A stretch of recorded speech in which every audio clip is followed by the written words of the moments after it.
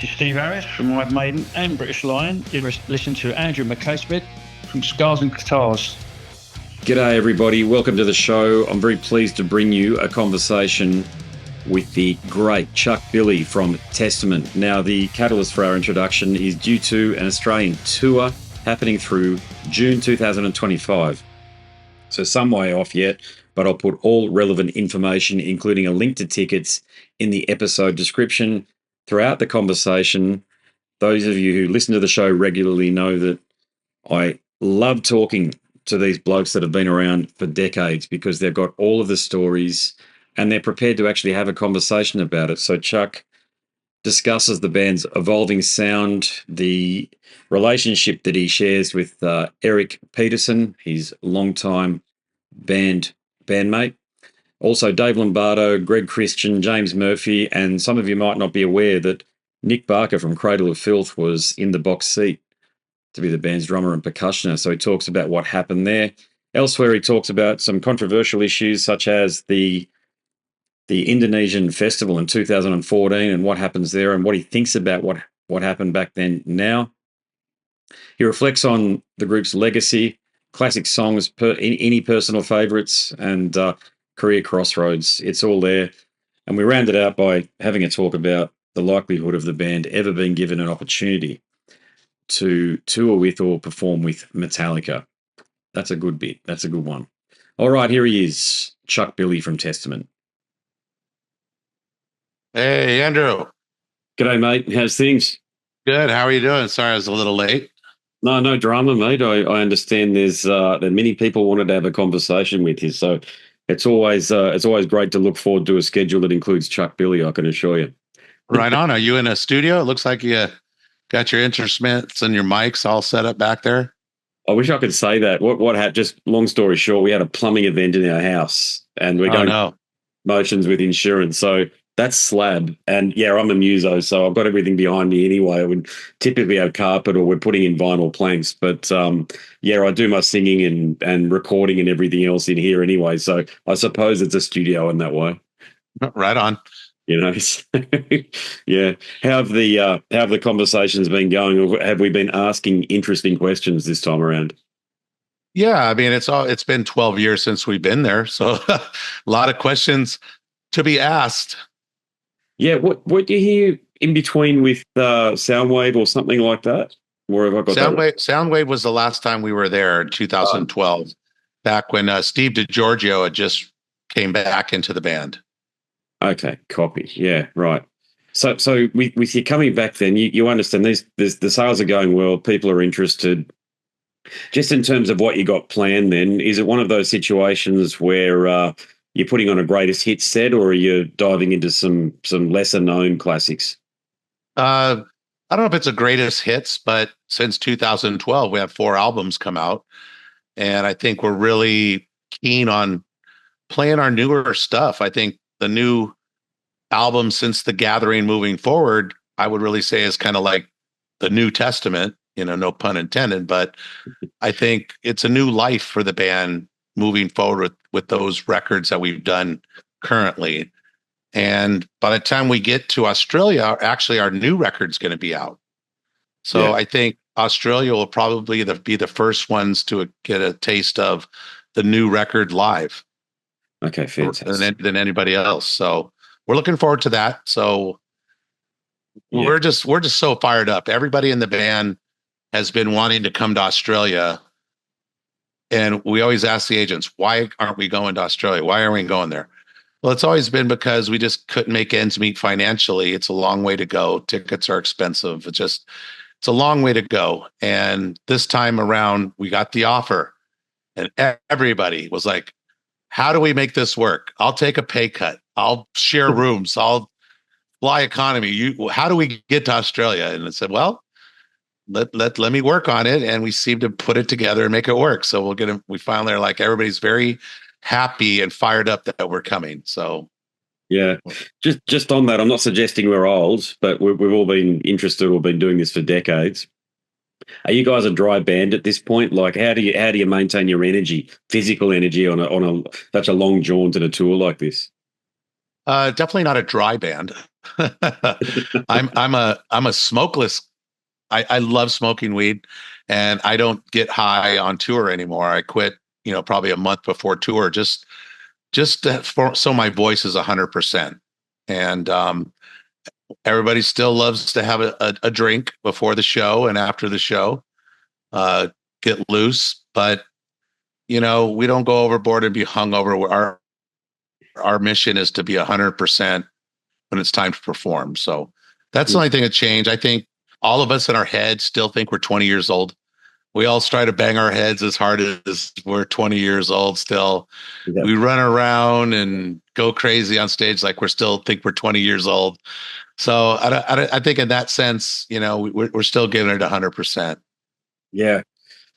Well, what about just talking about your personal favorites in the Testament catalog? There's these classics like Practice What You Preach and Over the Wall, but do you guys have to? How do you resolve what actually is on the set list, or is it something that's fairly dynamic? For example, do you actually talk about it a couple of hours before the show? No, we work it out and rehearse it way ahead of time.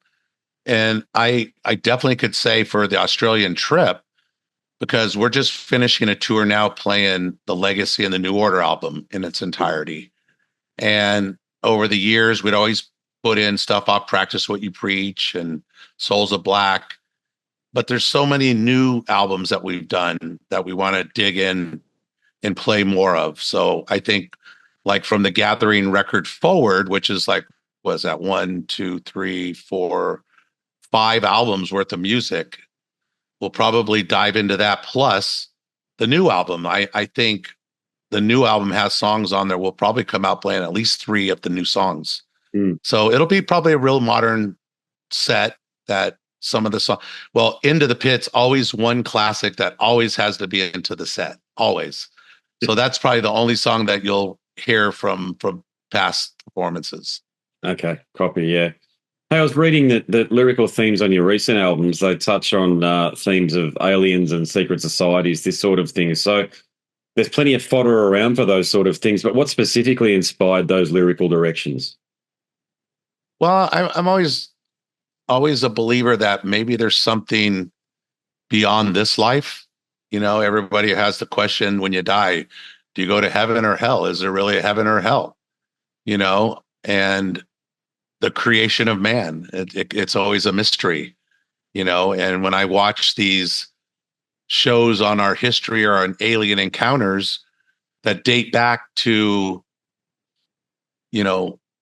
way back to Greek and Sumerian times, that there's these messages on walls or caves that us thousands of years later are still finding and trying to interpret what they've seen, what life was like back then, what society was like back then. What did we lose somewhere over time, that we're forgetting about that stuff. So to me, that's always been a mystery and a question. And early on when we were writing The Legacy and the New Order, we used to always be curious about Nostradamus and his predictions on the world and where it's going. And now that we're here 30 something years later, seeing that these things Nostradamus were talking about, our environment, aliens, all the stuff that happened, the bad floods and economic crashes, and they've happened, we've lived through these things. So it just made me really like, there's always something to write about, a lyric to write about, a story to write about.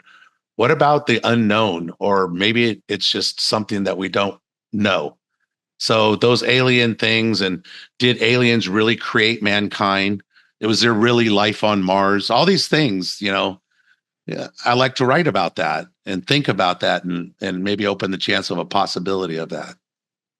Yeah, it's yesterday's conspiracy is today's truth. That's the other thing. So much of what we've learned and discovered is, especially recently with the response to COVID and all the rest of it, has turned out to be a load of shit. And here we are going, no, actually, we've been lied to and all the rest of it. So just on that point, with the presidential situation, either way, the United States is going to have a different president within a fortnight. Okay. Do you have a view on that? And yeah, I'll leave it there. Do you have a view on what? Well, well, I mean, sad to say, I would say 3, 4, 5 years ago, all my friends, I didn't know if they were Republican or Democrat. It didn't matter. It never came up in a conversation. It wasn't divided. It feels so divided now, like it's so you're taking a side, and I hate that. I hate that. Um, I don't think it's good for us as of Americans, as citizens. I just don't know. I just, again, I look back to what Nostradamus has. We're going in the wrong direction. The environment is getting worse and worse and worse, and we're still doing nothing about it. But politics, I tell my wife, we talk about it, and I say, no matter who's in office, it hasn't changed my life. Mm. My life hasn't changed dramatically to where, like, we need to vote this guy in to make life great again, or to get back to the way it was. Well, really, I don't see anything anybody's going to do or has that power to make my life be different. I just don't see that. So I don't like the political game and the games that they play, and the way it separates us. Mm. Yeah, well said. Yep. Yeah.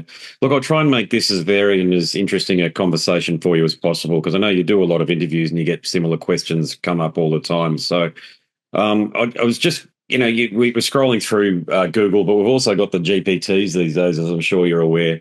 So you can type, ask Chuck Billy questions, this sort of thing, and some pretty interesting stuff came up. So I wasn't aware that there was an issue back in Indonesia in 2014, and I read about that, but that just seemed like as though you guys were really pressed for time, and you had some loss of luggage, which put a lot of extra stress on you and pressure as well. But when you look back on that situation, how do you feel about it now? I don't sweat it. I mean, that's the past. I don't think about. I think that's what's keeping me young at heart and at mind, is I don't stress on a lot of things. I don't like to revisit things. I remember my grandmother. I took to heart one thing she said when I had an ill uncle that was ill, and the tribe went back in and did some ceremonial stuff to heal them. And the one thing that she had said is, moving forward, don't repeat that word. Don't say that word again. Just move forward. And I always took that to heart. So, like, when I beat cancer, I don't like talking about it or even try to say it as, if I don't have to. Same with life. I don't like to go back and dwell on the past or dwell on something that's got me down. I want to kind of move forward and past it. So, nothing's, it's all about tomorrow. That's what it is for me. Are you mates with Greg Christian again? We're not enemies, but Greg seems to have a different opinion on the business part of the band, and just the way things went, and we just don't see eye to eye. But I'm not no ill will against him. I know Greg, he joined a band called Trauma, which was Cliff Burton's first band. We went and played a Metal Allegiance show at the NAMM show a few years back, and they called me and asked me if it'd be a problem, and I said no. I'm nothing against Greg. He has his opinions. I have mine. And when we seen each other at the show, Alex was there as well. So me and Alex hung out with Greg, talked to Greg, gave him a hug. How you been? And that was about it. We didn't want to bring up and talk about the past or any of things, his opinion and my opinion. We left that alone. We just, good to see you. Hope you're doing well. Have a good show tonight. And that was kind of it. Nick Barker is probably up there alongside of Pete Sandoval as the preeminent, and I'm talking about extreme metal drummer. So, death metal, black metal, this type of thing. He almost joined the band, didn't he? Can you tell me what happened there? Yeah, he was writing a new record with us, and he got caught at customs coming back in the company and got caught in a lie. And so they deported him, wouldn't let him come back for 7 years. So that kind of put a damper on trying to work and tour and everything. So he kind of had to just step down because we had to move on and get another drummer at the time.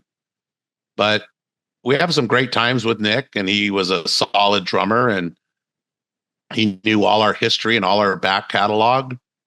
And we were actually working on a really strong killer record at the time too. Yeah, great. Drumming would have been perfect for it, but it all worked out in the end, of course. Yeah. And just on that note, what happened with Dave Lombardo? Dave, he had a lot on his plate. When we asked him to come back into the band, he really, matter of fact, I think maybe a week or two before that, I seen him post something saying, anybody need a drummer, looking for a drummer, I'm available. So I know he was looking for work, coming out of after the pandemic, I guess he was looking for work. So we're in the middle of holding auditions, taking video auditions. And then Dave out of the blue called me and said, hey man, I heard you need a drummer. So right then I said, hey, if you're interested, hold the presses, you're in, let's go. Let's make some music and go tour. So we went into working with him, going on tour, hoping that, we had a great experience writing the Gathering record. Maybe we can write another record. And so that was the talk, that maybe when we're finished with this, we can work on writing a new record. And he was gung ho to do that. But he also, on the other hand, had a lot of projects. He had his feet in the fire for a lot of other projects. So when it came time, end the tour and start working on new music, all of a sudden all these other projects started catching up to him. And we were like, well, we're ready to work right now and make music. And yeah, maybe sitting at home writing a record doesn't pay like it does going on tour. We get it. You want to stay busy and work. You want to write with these other bands, release music, and go on tour to make money. But you got to let us know that if you can't commit to making the record, fine. We understand. Just let us know, and we need to move on and keep this record going. So that's kind of what we did. We just said we agreed to that. We're still friends. We're still talk and see each other and, say happy birthday on our birthdays and holidays. But the time wasn't right for him to write this record with us. And I'm a big believer on things happen for a reason. And by Chris Dovis, the new drummer, stepping in, we wrote a monster of a record coming up. I mean, I'm very proud of what we've accomplished on this new record. And I'm not sure we would have got that same record if Dave was involved. So, things happen for a reason. And whatever, held up Dave was for the better for the end result of this record. Just on the record, Steve's playing on it again, I hope, is he? Yeah. Yes. So I don't think I have to tell you, but Steve is probably critically regarded as the greatest extreme metal bassist ever. Oh, he is. He's amazing. When he first got into the band, he was playing bass with only 3 strings. Yeah. And I'm looking, I go, what the hell? This is so odd, watching him play with 3 strings. And his stretch is just the way he plays the songs. It's very interesting to watch him play. You almost can't take your eye off his playing.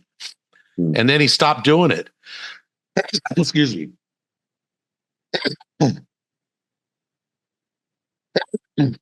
So on this last tour, I said, Steve, you need to break out that 3 string. I just can't get over it. I love when you do that.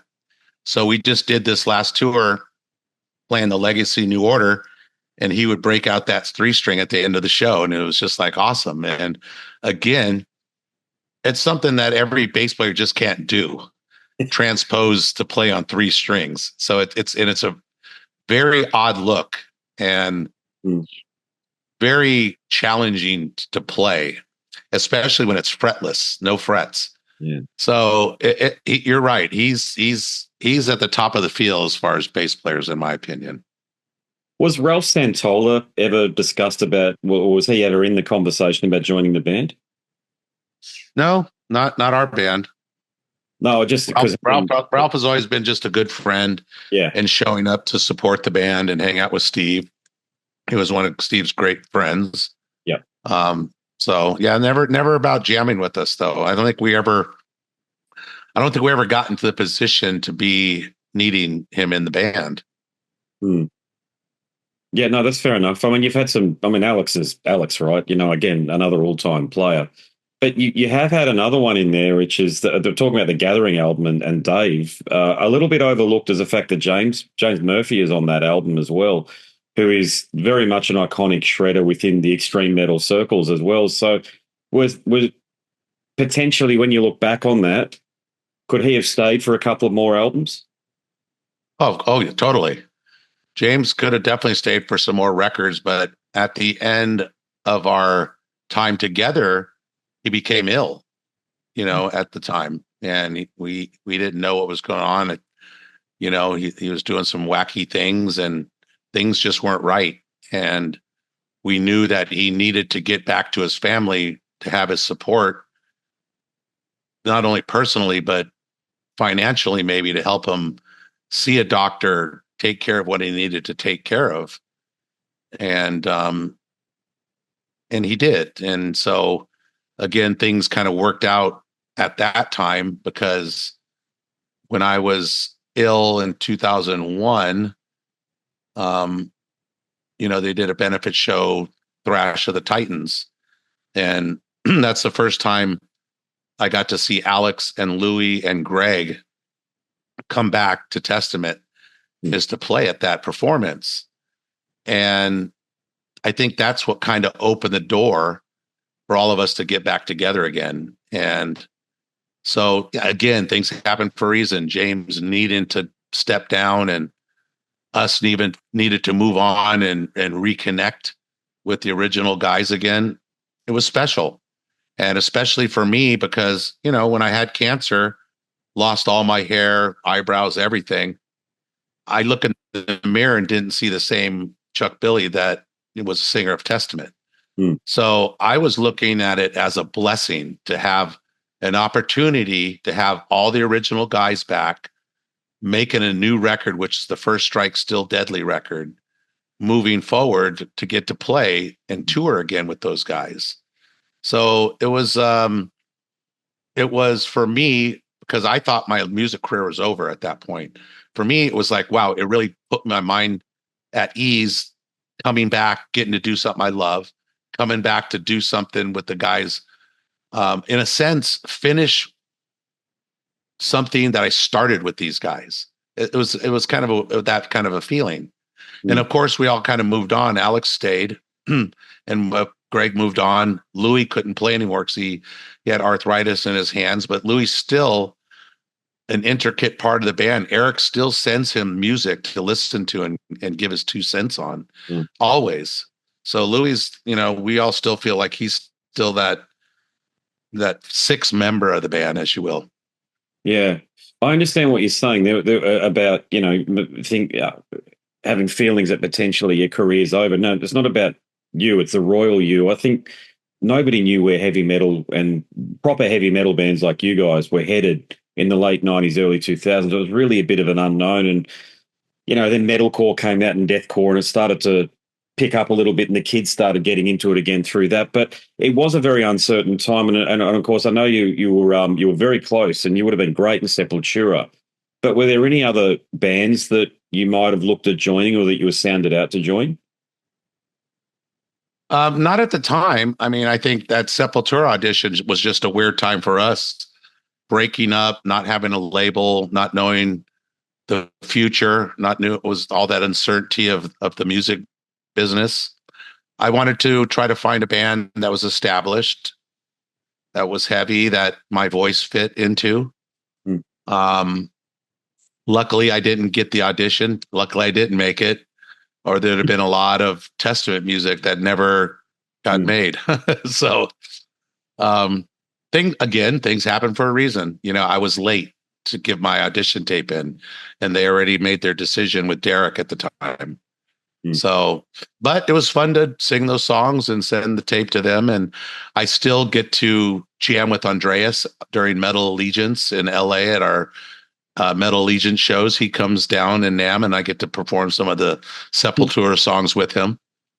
After such a long and successful career, what goals or ambitions do you still have left? And that's a two-part question for you personally and also for Testament. I think my number one on my checklist is to be able to go on tour with Metallica, a band that's grew up in our scene, our area, paved the way for this kind of music. We've never had that opportunity to perform a tour with them. We might have played a couple of shows at festivals over the time, but never got to tour. I don't know. There's a lot of history there that I really don't know the answer why we never have. And maybe they would, you could pose that question to them one day. Why not? And maybe I'll get my answer someday what the reason is. But that would be my number one, because I always look up to James as a vocalist, his style. Whenever I write music, even to this day, my go-to is, what would James do? On this song, what would he do for this? So they're a big inspiration for me. I'm glad that they're forging forward, putting in the time and not giving up either after this many years. It's always intriguing talking to blokes like you that I feel of, I'll be frank with you, much better band, better songs, you're a better singer. I'm not bloking smoke up your ass. There's a ton of people out there that feel that way. Metallica are just, they're a supernova. But for us musician types, I think, we connect with you more than Metallica. Well, I guess, it depends how old you are, I connect just because I know what they started from and what they've grown into. And yeah, you're right. It is a supernova, and you can't slow it down. And you can't look back. Got to kind of keep doing what you do. But I give them props for continuing on and not just going, you know what? I'm rich enough. I'm done. You know what I mean? Yeah. And having the ball play music you make, no matter what anybody has to say about it, as long as you're getting in that rehearsal room and it still gives you a chub, hey, more power to you. Yeah, I think it's more just the way the metal mastheads respond to Metallica and the fawning over them and the like, that when you guys have been plowing away for decades and producing killer albums like Demonic, which is one of my all-time favorites, and came out at a very significant time for me and my formation as an extreme metal fan, if you like. And when a band like you was giving a nod to extreme metal, that was a pretty good indication to me that was a direction that I wanted to go in as a fan in terms of my listening habits and the like. So, yeah, no, I know you're a humble guy. And I was talking to John Gallagher from Raven yesterday about it all, and he was explaining that he was talking about how big a fans Metallica are of music, that they bought the old Thin Lizzy, I guess you call it, banners that were above the stage that an old roadie had that he saved from throwing out and stuff. So it's not necessarily, not that they'd know me from a goddamn bar of soap, but I'm just saying it's not personal. It's just that there are so many great bands out there, and you guys you really do headline that list. That you just want, if you can just get an extra 10 to 15% of those Metallica fans that'll be, selling out Brisbane Entertainment Centre, just give you guys a bit of a look in. I think just to give you guys that extra step up to allow you to continue making music. Well, I think, it would be an accomplishment because you're right. We have made a lot of records, a lot of music. We're not rehashing something we've done in the past. We're always moving forward. So if a true Metallica fan, which is a lot of fans, if we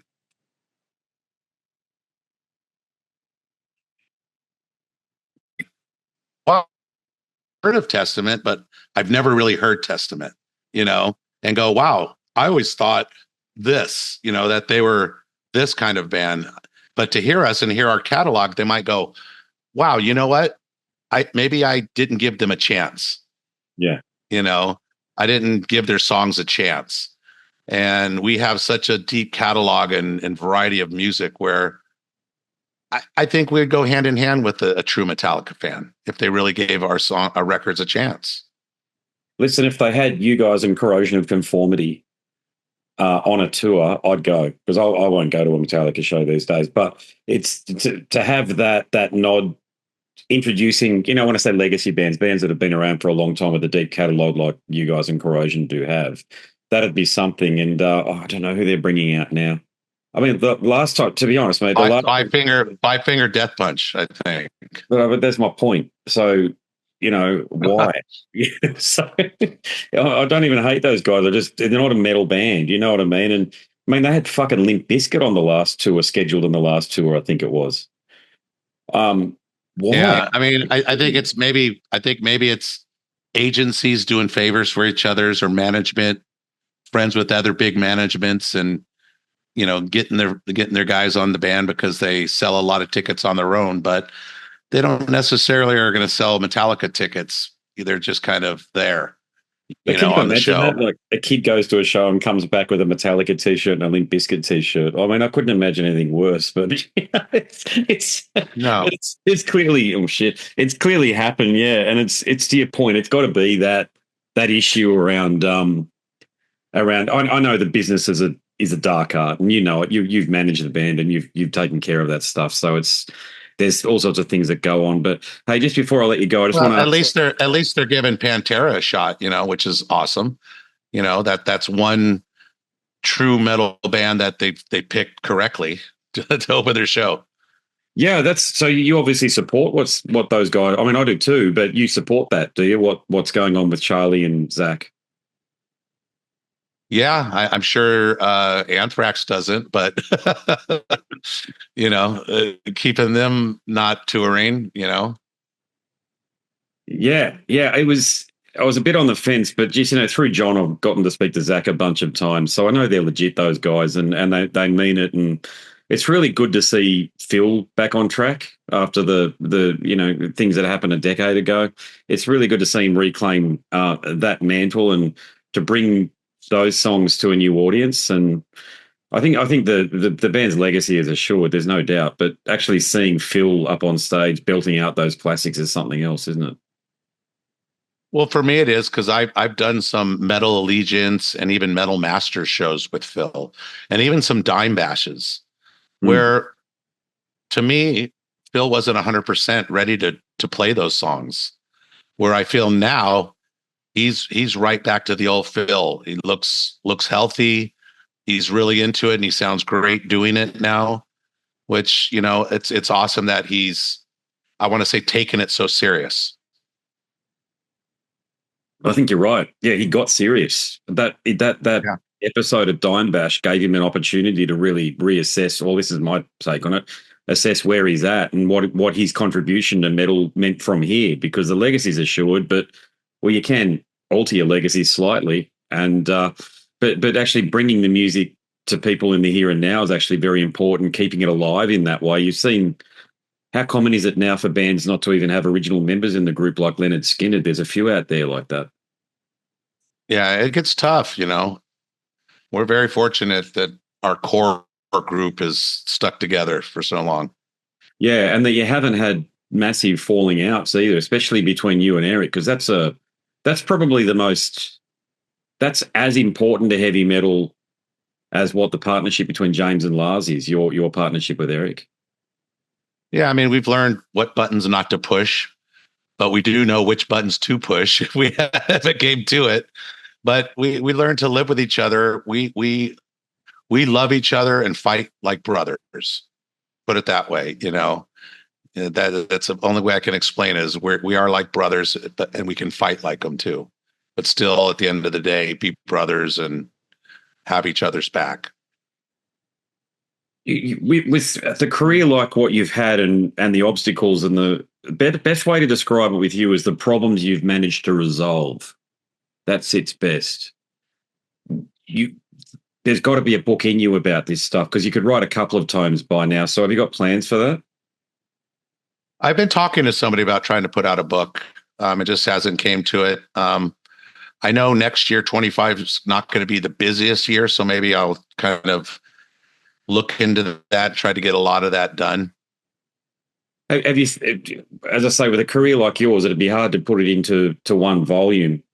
So are you planning on segmenting it, say the old days and maybe, you know, post year 2000, that sort of thing? Yeah. And because, you know, the way our band is living in eras, we had our Atlantic era, the first 6 records, which there was a lot going on. Life was different. You know, our attitude was different.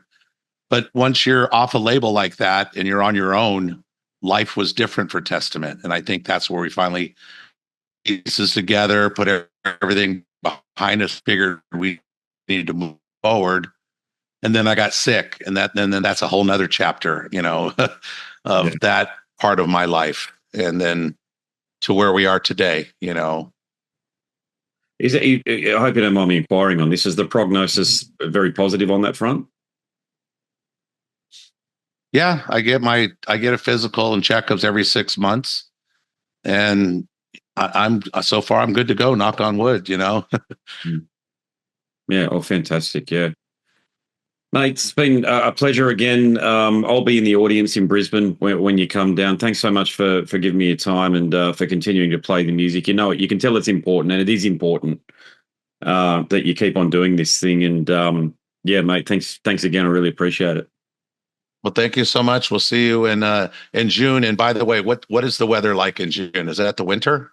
Oh, we're in we're in Brisbane, so it's like Florida. So it's okay. We don't really get, you know, it's like Sydney. Think of Sydney as San Diego and Brisbane as Miami. That's the easiest way of describing it. You know, Melbourne. Okay, so it'll be nice. Yeah, it'll be nice. Yeah, Melbourne's a bit disgusting. Melbourne's like London, or people in London will laugh at me when I say that. But as a Brisbane, you know, as a Queenslander, I you know, I look at Melbourne weather and it's absolutely vulgar in winter. It's freezing, but it's only really Melbourne that you've got to be careful of in terms of the cold. Everywhere else you could get around when, you know, your jumper you've got on there and you'll be right. You won't need jackets or anything. Perfect. Cool. Well, all right, man. Well, Andrew, thank you for your time today, and we'll see you in June. Thanks, brother. Really appreciate it again. Have a great one. All right. You have a good one. Bye now. Well, there you have it. A chat with Chuck Billy from Testament. It's my second or third chat with him. And they just get better with these blokes that have been around for decades. So I look forward to the next one. All right, if you enjoyed that chat, go across to scarsandguitars.com and check out many more of the conversations with leading lights from the realm of extreme and heavy metal. So many over there, including here on YouTube and the podcast apps, I suppose. But I do want you to go over and check out the website because there's more compelling content over there for you to dive into. All right, that's it from me. My name's Andrew Mackay-Smith, and I'm the host of the show, Scars and Guitars. Until the next one, it's a goodbye for now.